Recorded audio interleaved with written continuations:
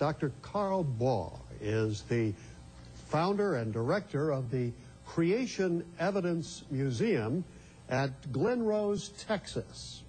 And here's a man who has spent his life examining the evidence for creation and the lack of evidence, I might say, contrary-wise, for evolution.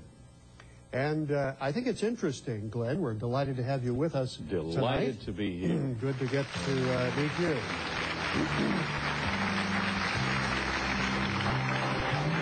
It's interesting that your Creation Evidence Museum is in Glen Rose, Texas.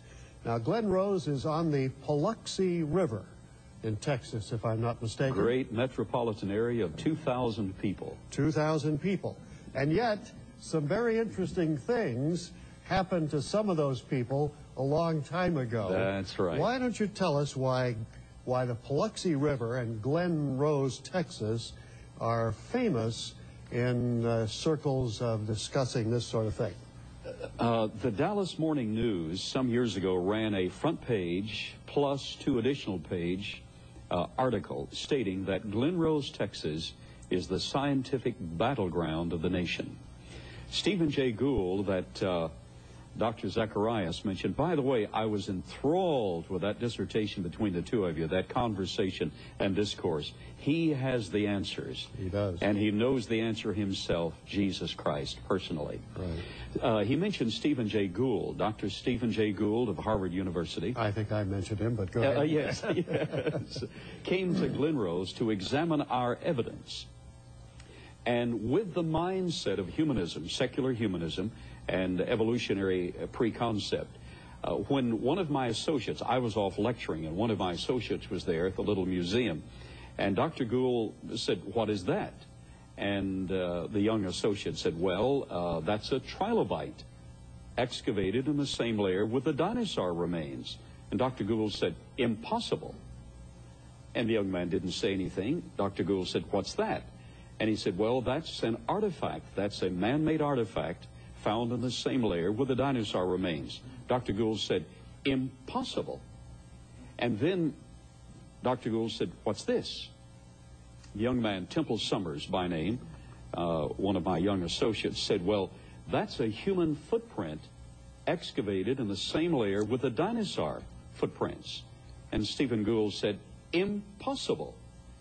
And Temple Summers said, "Well, sir, I know it's not impossible. I helped to excavate it." And Dr. Gould just turned and walked away because his mindset, his preconcept, had been destroyed. You ask, why is Glen Rose so important?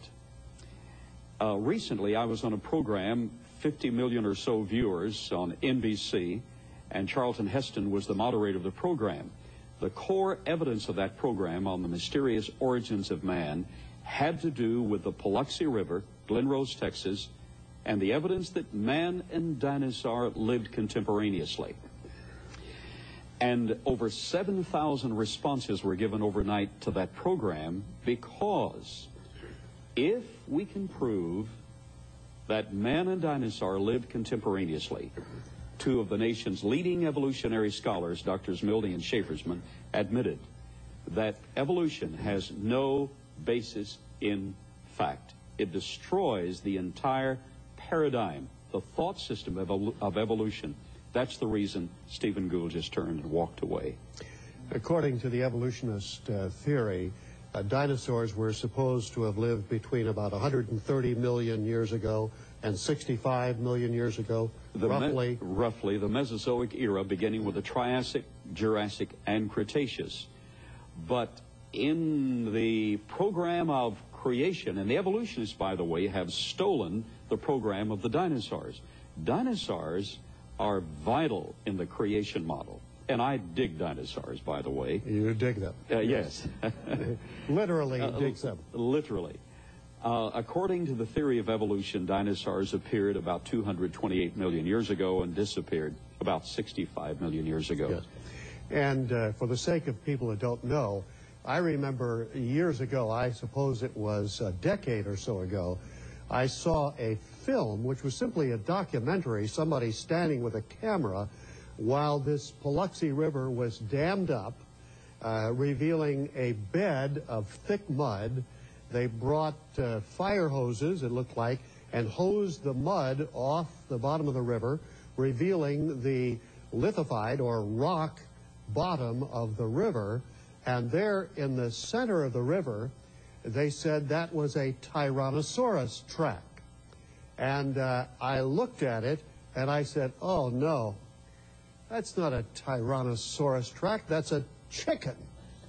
It looked exactly like a chicken track to me. And then somebody, because there was nothing to compare it with, yes, somebody walked out into the middle of the river and stood next to it, and the track was about this big and about this big around, and the toes were like this and about 4 inches deep in rock. And I said to myself, well, that is one big chicken. I think you said it must be a chickenosaurus. Chickosaurus. Chickosaurus, or something like that. Now, that is not so astounding that they found a Tyrannosaurus track, but what was astounding was a little bit farther on, they found human tracks.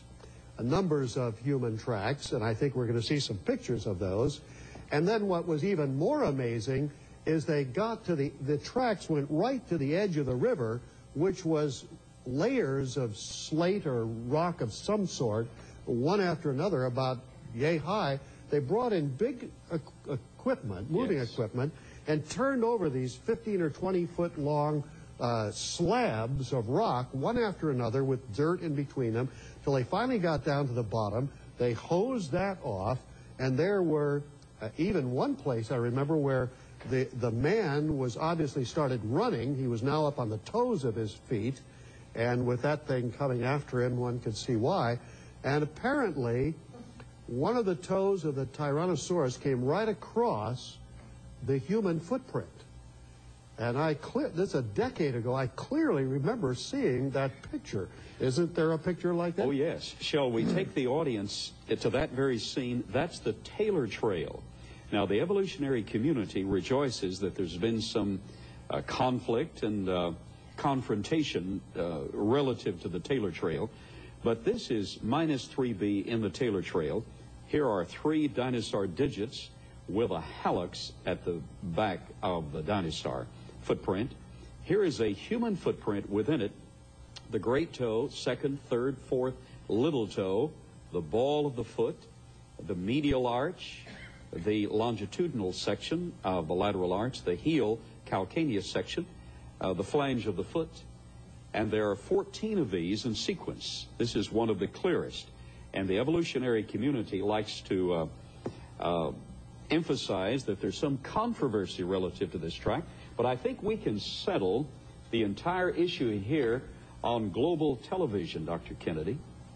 Oh. I brought a fossil with me so that you and the audience could see it. Now remember, world-class scholars, paleontologists, Dr. Gould included, have admitted that if we could prove that man and dinosaur lived contemporaneously, that would totally destroy the concept, the paradigm, the schedule of evolution.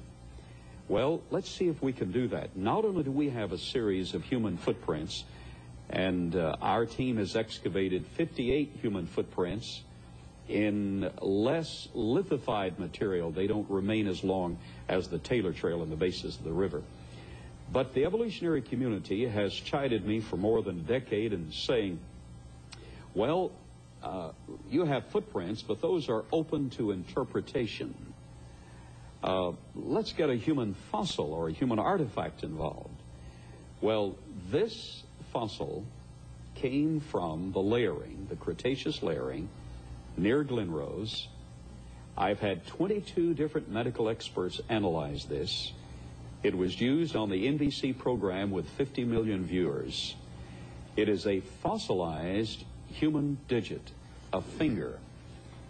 You see the fingernail and the cuticle, the taper.